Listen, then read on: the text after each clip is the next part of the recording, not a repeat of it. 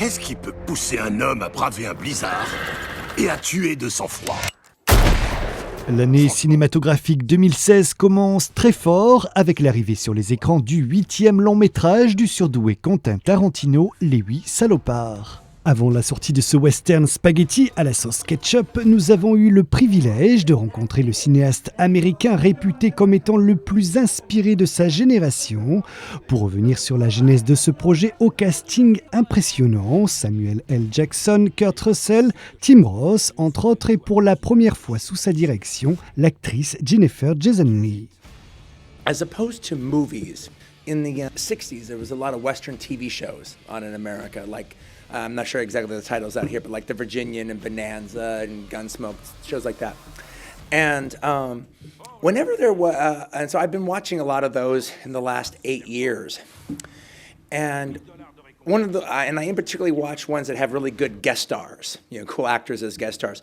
So if an actor like Robert Culp or James Coburn or Vic Morrow or somebody like that was on the show, that episode was usually about them. And usually it was a situation where they were a stranger, they came into the story or the town, and you didn't quite know how you were supposed to feel about them. And then usually this big past was revealed about them at some point in the story. And then you watch the episode, and it took the whole episode to find out, is that character an antagonist or a protagonist?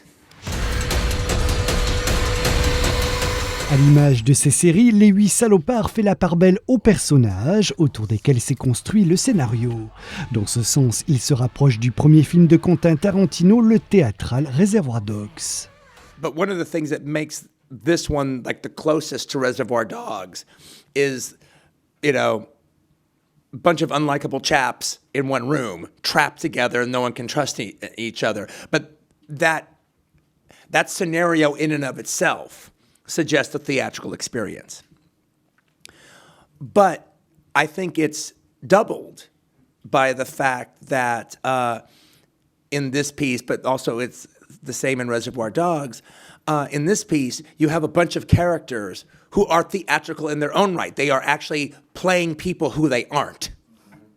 And they are engaging in performance through the entire time. And that happens in Reservoir Dogs via his character, who's pretending to be somebody he's not. And so it's theatricality upon theatricality upon theatricality. Dis-leur que c'est ici qui t'envoie. Après Django Unchained, Les Huit Salopards est le deuxième western réalisé par Quentin Tarantino, mais alors que l'action du premier se situait avant la guerre de sécession, elle prend place ici après le conflit et sert surtout de décor à un thème malheureusement universel, le racisme. Django takes place 2 years before the Civil War, and this takes place an undefined time. You know, could be 6 years after the Civil War, could be 10, you don't know. I actually, even though this movie is about the Civil War, or almost the casualties of the Civil War, to me, it's less about the Civil War. I guess the theme is less about the Civil War and more about the black and white race relations in America at that time.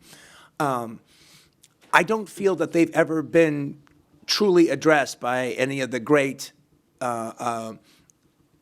Western directors.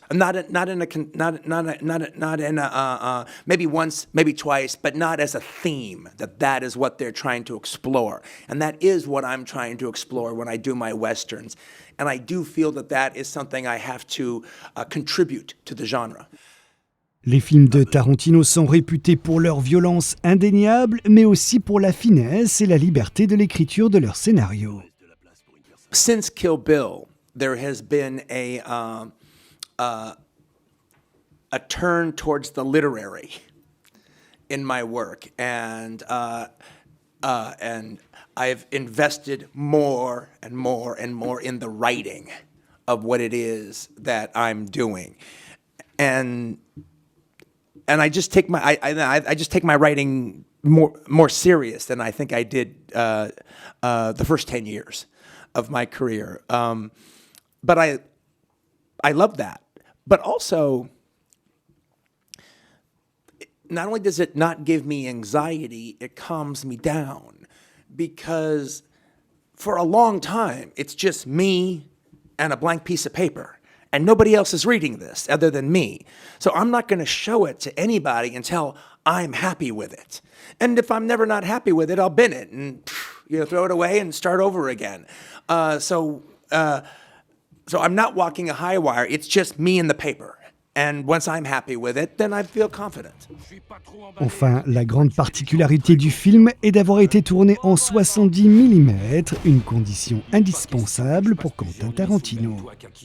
Pretty much from the beginning, actually, in the script, the very first page of the script describes the stagecoach driving through the snow, and it's just in the first paragraph of description.